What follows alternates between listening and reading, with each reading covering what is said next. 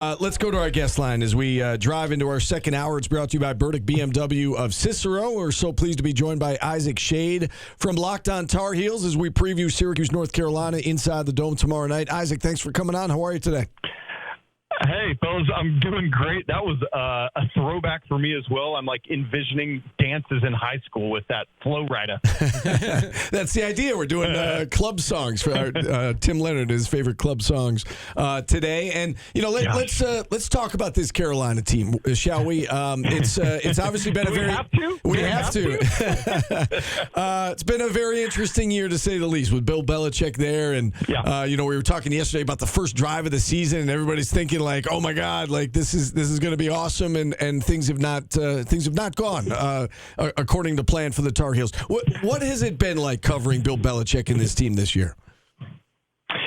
It has been one of the more surreal experiences of my sports media life, just because of when things happen that make no sense at all in your life, and it's like just things you never imagined would align and come together, and it's like just that you would never even think of. And now all of a sudden you've got one of the most, decorated football coaches of all time is coaching your college football team that you cover. And then you got to figure out what that means. And it just, I think maybe I would sum it up by saying, I don't think I truly realized or appreciated just what a massive impact Bill Belichick has on our society, both in and out of sports. And that has just brought all of humanity to Chapel Hill, North Carolina. A couple of weeks ago, it seemed like Bill Belichick might not make his way to the Dome this year, that there would be a new head coach here by the time the Syracuse game rolled around. That talk seems, at least where we are, it seems like it's quieted down a little bit. And I guess the question now becomes, do you think he's the head coach at the start of next season for North Carolina football? That's exactly right. In fact, it was after that Clemson game where North Carolina just got absolutely throttled. The Tigers scored a play on the first offensive play from scrimmage. And then Carolina had an off week. And that was the week when all that noise came to fruition. And I think to answer your question, I have to address what's happened in the two games since then, where Carolina has been the best that they've been against any two high major opponents this year. Nearly beating Cal, a fumble into the end zone from the half-yard line, thwarted that. By the way, you mentioned that first drive of the season. Had they scored right there at the end against Cal, it would have been the first time they had held a lead against a Power 4 opponent since that first drive of the season. Wow. Isn't that crazy? And then last week at Virginia, obviously lost by inches going for it in overtime, going for two there, and just missing the pylon by a couple inches. And so I think I'm with you. At that point, during that off week after the Clemson game, I legitimately thought the way the smoke was moving, the way everything was going, it felt like that was it. Literally that week, it was like this experiment is over and done, and it will not continue on.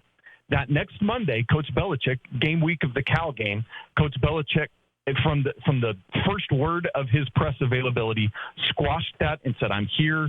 We are making strides. We're growing and looking and getting better." And to his credit, over the course of the last two games, the scoreboard in terms of wins and losses does not reflect that, but there has been a better product on the field. So 3 weeks ago, I would have answered your more direct question very differently. But today, I actually do believe that Bill Belichick will be the head coach of North Carolina in 2026. Yeah. Interesting. Okay. Well, I was going there next, by the way, about the last 2 weeks, because you look at this team, they're 2-5, 4-game losing streak. SU's on a 4-game losing streak as well, but it seems like these teams are moving in opposite directions. SU's lost 4 games in lopsided fashion. Carolina, as you mentioned, the last 2 have been really heartbreakers. You lose 2 by a combined 4 points and really could have won and maybe should have won both those games.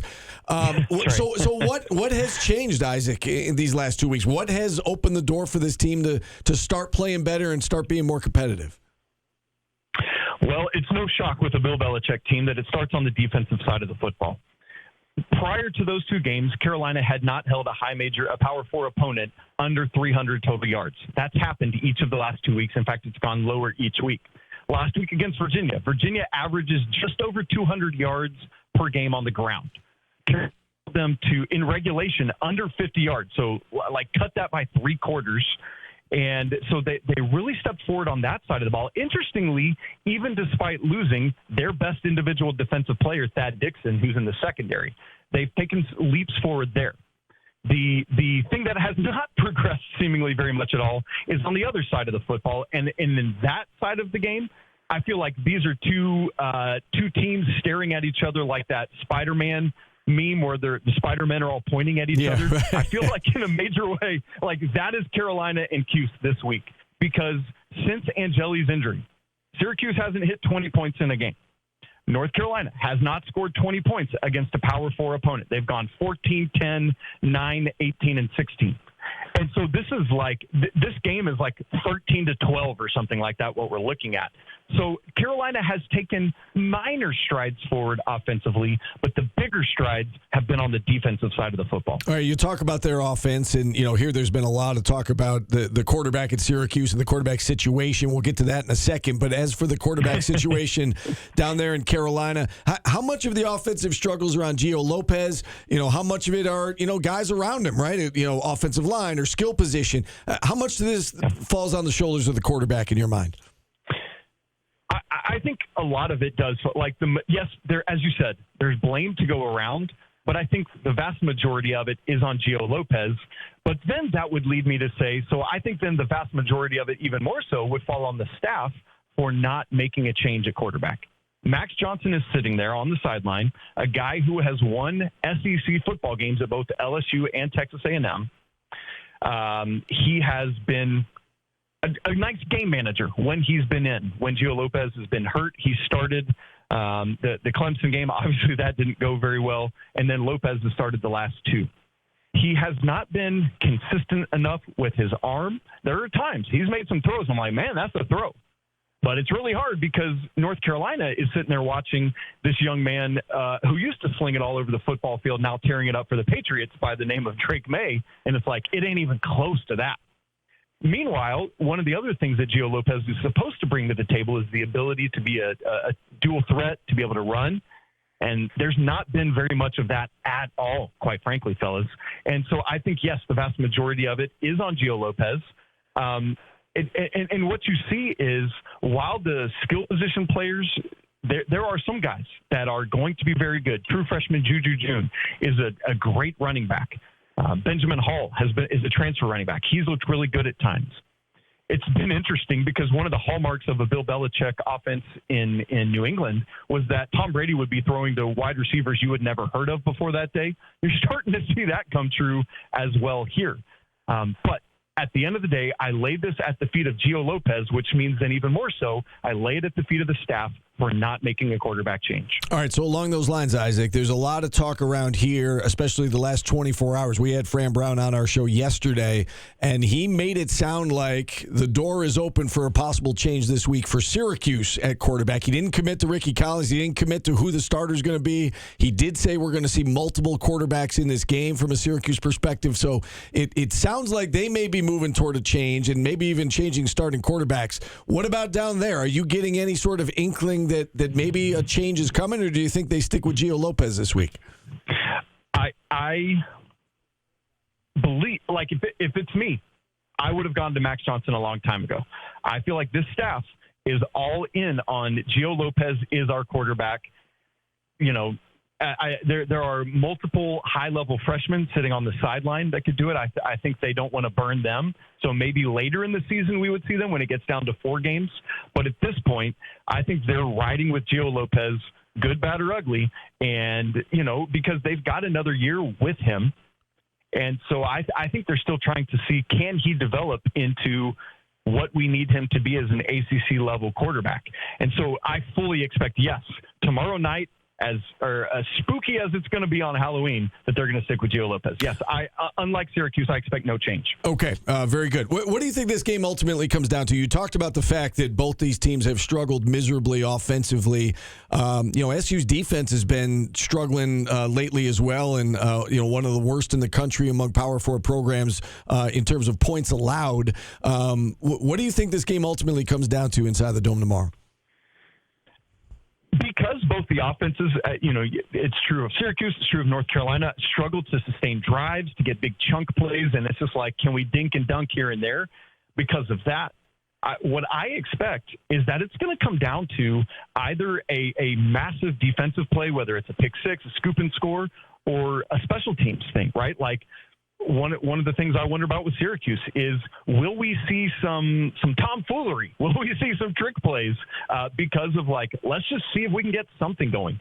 We've seen a couple of times in the last couple of weeks, Carolina has gotten into some strange offensive alignments, some just weird setups, and have tried to just throw stuff out there. So is there a team that can find something? But ultimately, to me, if I had to drill down on it, I think it's going to come down to a key turnover, big play on defense, and or somebody making a play on special teams. Yeah, that's the concern, I think, from a Syracuse perspective, is that you look at this matchup, and as you have pointed out, the North Carolina defense has been outperforming the Syracuse defense right now, and that ultimately might be what decides this game tomorrow inside the Dome. Yeah. As long as we have you, Isaac, I just want to hit you with a basketball question. You know, Syracuse has played its two exhibition games. Just curious, what your takeaways are. I know it's just preseason right now, but what can you tell us about this Carolina team? You know, Syracuse is going to see them twice this year. Right. Yeah, exactly. And it's both of those matchups are during a Saturday-Monday swing because of Big Monday on ESPN. That's right. So that's going to be, in both of those matchups, that's going to be something for both of these teams to have to reckon with.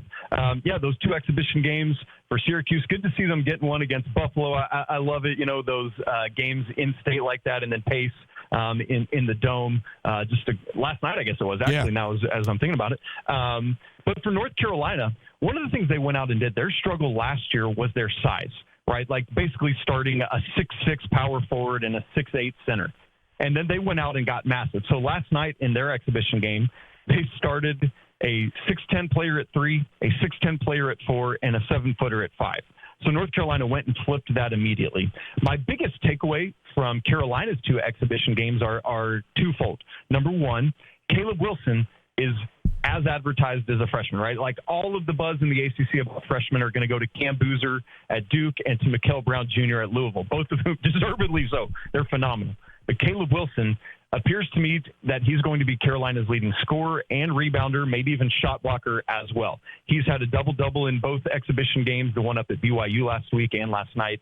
And then the other thing is Carolina's defense, where, I'm still waiting to see what the offense is going to be. They have a young man from Montenegro who's not been officially cleared by the school yet.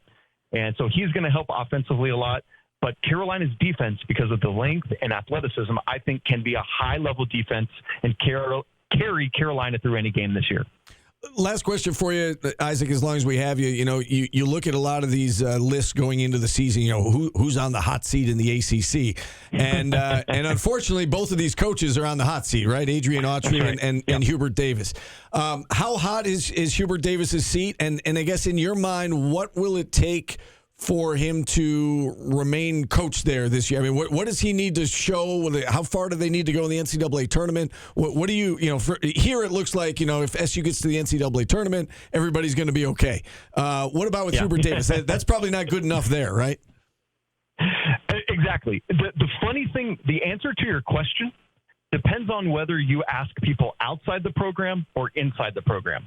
All of the temperature of the seat conversation seems to be coming outside of the athletic department rather than from within it. One of the interesting things for North Carolina this season is that Bubba Cunningham, the longtime athletic director, this is his last season. North Carolina has already hired his replacement in Steve Newmark, who has a NASCAR background with JGR, and he comes in to try to help in this NIL era and brand marketing and all that kind of stuff.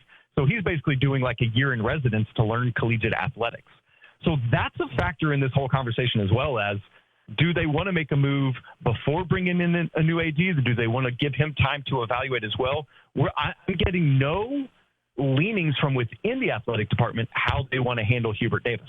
Yeah. The problem to me has been consistency, right? It's been an up and down roller coaster the first 4 years. And so I think what North Carolina needs to see from him is consistency year to year, which is, we all know, is so difficult in the transfer portal, NIL, house settlement era to find that, because it's hard to build a program. You have to build a team year to year. Yeah. His ability to do that this year and going forward is, I think, what ultimately determines if he stays as head coach or not. I got one question for you, too, because something similar happened with Syracuse last night as it did with North Carolina. North Carolina struggled in the first half against Winston-Salem State, It looks like. Yep. How are the fans? Did the fans take away that the second half was great, or are they more worried about the first half? Because the fans here are absolutely terrified after the first half.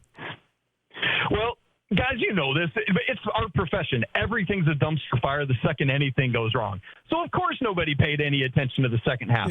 But I did, and what I saw was North Carolina getting an opportunity for their second string to play the final 8 minutes of basketball and only allow 10 points. Right? Like, those are the things that I'm watching for. And, yes, it's a D2 school. I get it and all that. But it's like I'm not concerned about that first half. There was an offensive lull. It is what it is. You move on. 3 turnovers in the second half. That tells me something about how you're paying attention to every opponent, even in the second half of a completely meaningless game against an overmatched opponent.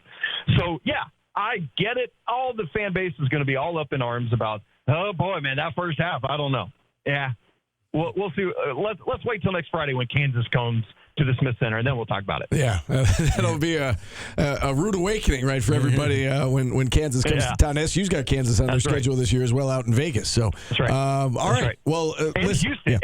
That's right. Yeah, it's a tough schedule. They go out to Vegas and then they come home for Tennessee, and so we're going to know a lot about this Syracuse basketball team late November. Sounds like you're going to learn a lot about North Carolina right away. That's exactly right. Yes, sir. All right, Isaac. Great stuff. We appreciate you coming on. Thanks so much for the time. Oh, it's a pleasure, guys. Thanks for having me. Good luck tomorrow night. Let's get spooky. All right. Isaac Schade.